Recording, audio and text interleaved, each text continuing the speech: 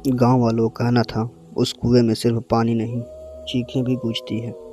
जो भी आधी रात को वहां गया वो कभी वापस नहीं लौटा। लेकिन उस रात मैं गया था और जो मैंने देखा वो आज तक किसी को नहीं बताया। दोस्तों, कहानी है उत्तर प्रदेश के एक छोटे से गांव बेलापुर में। एक पुराना टूटा फूटा कुआं था। गांव वाले उसे काला कुआं कहते थे।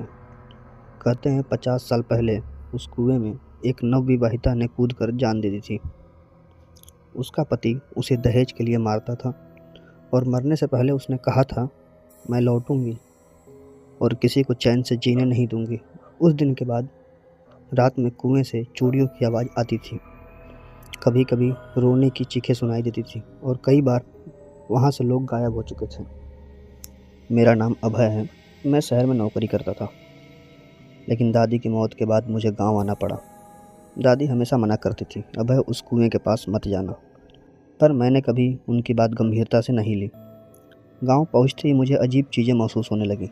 रात में खिड़की खुद खुल जाती थी, पैरों में पायल की आवाज़ और कोई मुझे देख रहा, ऐसा एहसास। पहले ही रात, करीब रात के 2:30 बजे मेरी नींद खुली।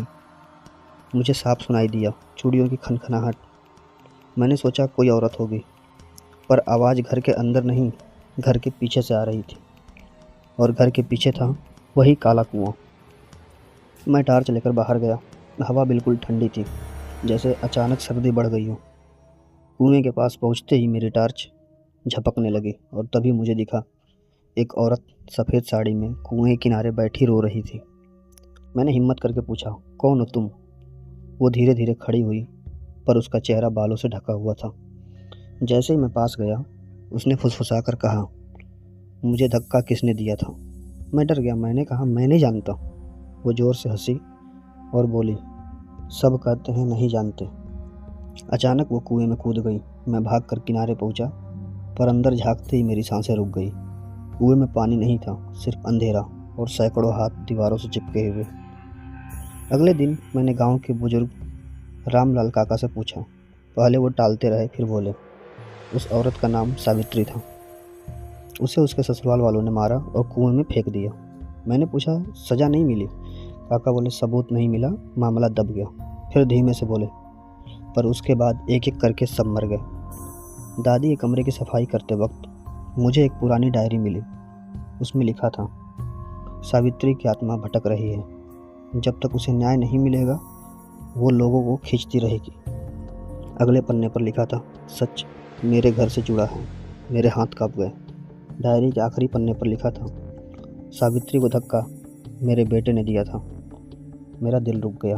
वो बेटा मेरा पिता था, मतलब मेरे परिवार का हाथ था उसकी मौत में। उस रात मैं खुद कुएं के पास गया। मैंने कहा, सावित्री, मैं सच जानता हूँ। हवा तेज चलने लगी, कुएं से धुआं उठने लगा और फिर वो दिखाई दी। इस बार उसका चेहरा दिख रहा था। आंखें पूरी काली, गर्दन टेढ़ी और होठ फटे हुए थे। वो बोली, मुझे न्याय चाहिए। मैंने कहा, कैसा न्याय? वो बोली, जिस खून ने मुझे मारा उसे खून की बलि। मैं समझ गया, वो मुझे मारना चाहती थी। मैं पीछे हटने लगा। तभी उसने कहा, तुम नहीं, तुम्हारे पिता। मैं चौंक गया, क्योंकि मेरे पिता 10 साल पहले मर चुके थे। मैं बोला, वो तो मर चुके हैं। वो ज़ोर से चीखी, नहीं, उनकी आत्मा जिंदा है। और अचानक कुएं से एक और आकृति निकली। वो मेरे पिता थे, जंजीरों से बंधे हुए। सावित्री चीखी, इसी ने धक्का दिया था। मेरे पिता रो रहे थे। मुझसे गलती हुई। मैंने पूछा, अब क्या होगा? सावित्री बोली, आज फैसला होगा। अचानक कुएं के अंदर आग जलने लगी। दोनों आत्माएं एक दूसरे पर टूट पड़ी। चीखे, आग, अंधेरा। मैं बेहोश हो गया। सुबह जब आँख खुली, मैं कुएं के पास पड़ा था। कुआं पूरी तरह सूखा था और पहली बार वहाँ शांति थी। रामलाल काका बोले, लगता है आत्मा को मुक्ति मिल गई। मैं शहर लौट आया। सब सामान्य हो गया, पर एक रात मैंने सपना देखा, वही कुआं, पर इस बार उसमें मैं खड़ा था और बाहर कोई मुझे देख रहा था, सफ़ेद साड़ी में। सावित्री, वो मुस्कुराई और बोली, एक राज अभी बाकी है। अगर आपको कभी किसी पुराने कुएं से चूड़ियों की आवाज़ आए तो पास मत जाना, क्योंकि हो सकता है वो सावित्री अगला न्याय ढूंढ रही हो। दोस्तों कहानी कैसे लगी ज़रूर बताइएगा। धन्यवाद।